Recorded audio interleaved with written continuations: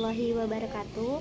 Kami dari kelompok 3 yang beranggotakan saya sendiri, Nyayu Konita Salsabila dengan NPM 20220010, Zaki Al-Azam dengan NPM 20220026, dan Putri Salsabila dengan NPM 20220012.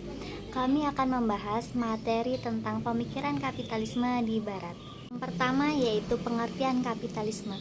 Kapitalisme adalah sistem perekonomian yang menekankan peran kapital atau modal, yakni kekayaan dalam segala jenisnya, termasuk barang-barang yang digunakan dalam produksi barang lainnya.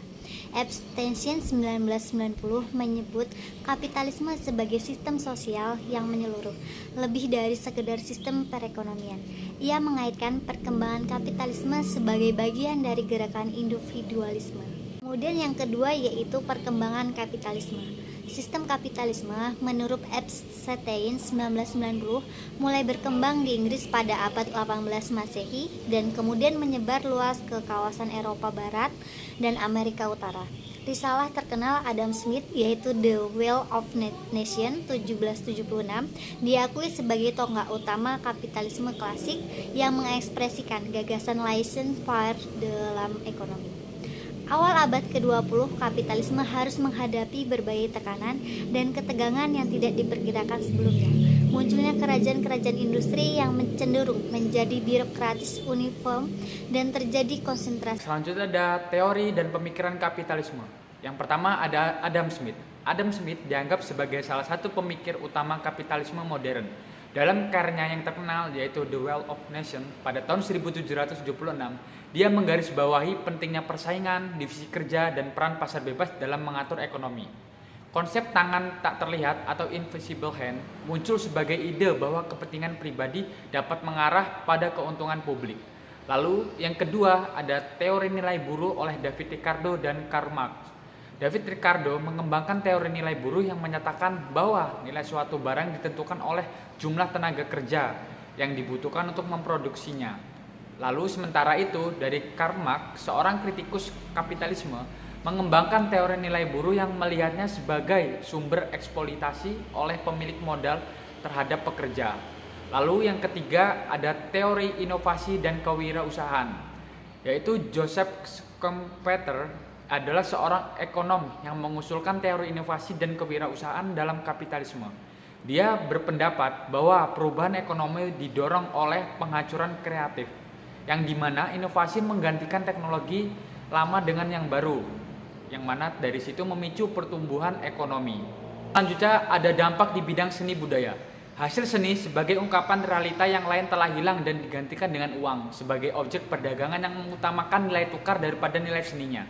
Dengan demikian, seni menjadi pendukung kapitalisme dan status quo karena yang dikejar adalah uang. Padahal seharusnya nilai yang terarah pada rasa kagum akan keindahan dan menyiratkan kerinduan akan suatu realita yang belum terpenuhi. Selain terjadi penindasan seni budaya, juga berlangsung penindasan dalam bidang bahasa. Selanjutnya, dampak kapitalisme. Yang pertama, adanya terbentuknya manusia satu dimensi. Herbert Marcuse sebagai pribadi yang melewati 2 perang dunia memiliki pengalaman yang tentu berpengaruh terhadap pemikirannya tentang manusia dan masyarakat. Terhadap kemajuan tersebut, Marcuse melihat suatu perkembangan lain, yakni terbentuknya manusia satu dimensi yang dituangkan dalam bukunya One Dimensional Man.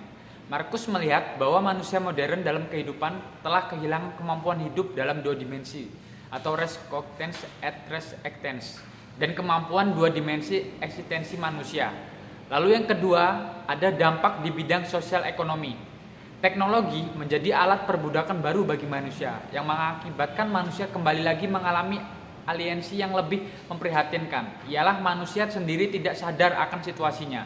Kebutuhan manusia menurut Marcuse dibedakan dalam 2 jenis, yaitu yang pertama kebutuhan semu dan kebutuhan sesungguhnya.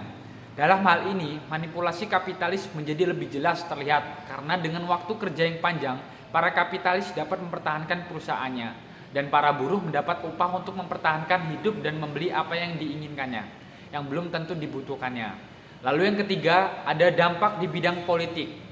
Bukan hanya di bidang ekonomi saja, penyatuan dan kesatuan terjadi pula di bidang politik.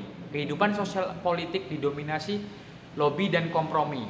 Tidak ada perdebatan politis yang serius, tajam dan kritis, tuntas dan menyeluruh. Kalaupun ada, maka hanyalah retorika politik. Politik tidak lebih daripada konspirasi, aliansi, koalisi, dan bagi-bagi kekuasaan serta kekayaan. Dalam situasi demikianlah tidak ada kelompok oposisi yang sesungguhnya. Yang ada hanyalah pembagian kekuasaan yang didasarkan kepentingan para elit sosial dan politik. Tiadanya oposisi berarti hilang pula makna kritis dari cita-cita yang selama ini digaungkan seperti kebebasan dan demokrasi. Ini disebabkan oleh pemikiran satu dimensi yang disebarluaskan melalui media untuk mengindoktrinasi warga negara baik di negara kapitalis maupun komunis. Yang kelima adalah tantangan dan kontroversi kapitalisme. Ketimpangan ekonomi, salah satu tantangannya utama dari kapitalisme adalah ketimpangan ekonomi yang dihasilkan.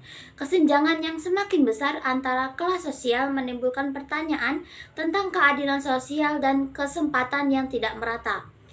Satu, dampak ke lingkungan pemanasan global. Polusi dan degradasi lingkungan lainnya seringkali terkait dengan model pertumbuhan ekonomi yang didorong oleh kapitalisme. Peningkatan produksi dan konsumsi berpotensi merusak lingkungan alam dan menimbulkan ancaman serius terhadap keberlanjutan planet ini. Yang kedua, ketergantungan pada pertumbuhan kapitalisme cenderung bergantung pada pertumbuhan ekonomi yang berkelanjutan untuk menjaga keseimbangan ekonomi. Namun dalam dunia yang memiliki sumber daya terbatas, terus-menerus mengandalkan pertumbuhan dapat menimbulkan tekanan berlebih pada lingkungan dan sumber daya alam. Krisis keuangan kapitalisme rentan terhadap krisis keuangan seperti gelembung ekonomi, kebangkrutan bank, dan resesi. Kondisi ini dapat berdampak negatif pada kestabilan ekonomi global dan membawa dampak jangka panjang yang merugikan. Kontroversi etika. Beberapa kontroversi terkait dengan kapitalisme juga terkait mengenai pertanyaan seputar praktik bisnis seperti eksploitasi tenaga kerja, persaingan yang tidak sehat, dan manipulasi pasar. Pertanyaan tentang tanggung jawab sosial perusahaan juga menjadi subjek penting dalam diskusi tentang kapitalisme. Krisis kesejahteraan sosial.